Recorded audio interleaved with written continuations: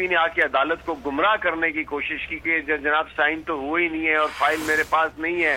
वो बिल्कुल, क्योंकि वो वीडियो क्लिप मौजूद था, इसका एविडेंस मौजूद था कि इमरान खान साहब ने वहां पर सिग्नेचर किए हैं। तो ये इस तरीके से आज एंड पे आके तो बिल्कुल ही, क्योंकि अल्लाह